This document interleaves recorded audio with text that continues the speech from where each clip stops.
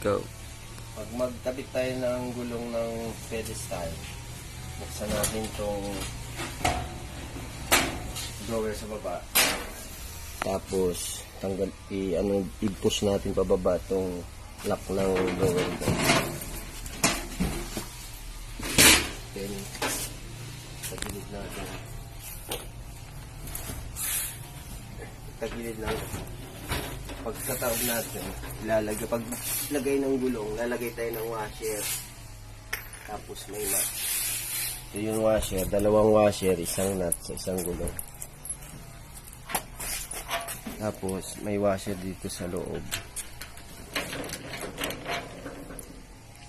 May washer, tapos itong nut.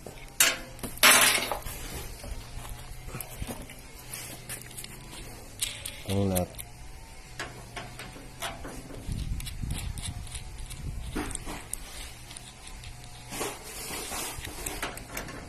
Tapos yung nut dito sa ilalim. Diba? Iipitin po natin siya ng washer.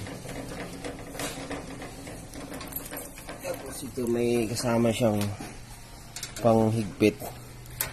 Higpitan nyo lang po. Tapos kontrahin nyo dito sa nut para hindi siya iikot, para hihigpit siya.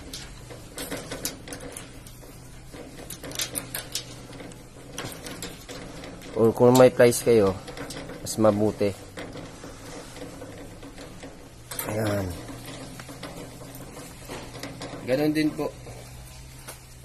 Kita mo dito. Ganon din po dito sa kabila. Dalawang washer. Isang nut. Lagyan mo na ng washer. Lagyan mo dito. Lagyan ng nut. Ay. Washer tapos nut.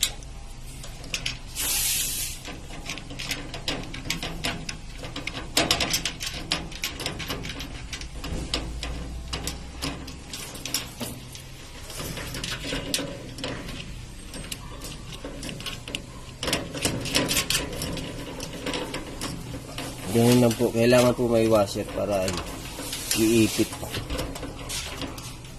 Dalawang washer sa isang gulong. Okay na. At tapos itong sa drawer na tinanggal, yung sa pinakababa na drawer, lalagyan din siya ng gulong. I-screw mo lang, pwedeng kaya siya ng screw, Phillips screw. Ito lang pagkabit ng gulong niya, nakaloob yung gulong para hindi siya sagabal sa pagbukas. Tapos screwin mo lang ito. Dalawang screw po ito. Kung wala kayong barena, kaya naman to sa Phillips screw, mano-mano. Ganun lang po. Tapos saka nyo ang pagkabit po ng drawer, pagbalik,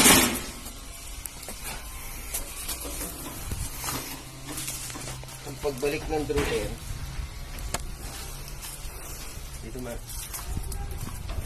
iano mo lang tong niya, isagad mo lang dito sa dulo. Sagad mo lang ito kasi ito na-adjust to eh. Hindi pwedeng hindi siya magkasabay eh. Adjust mo lang to siya, sagad mo lang dito. Dalawa yan, pareho sila. Itong mga may bulutas.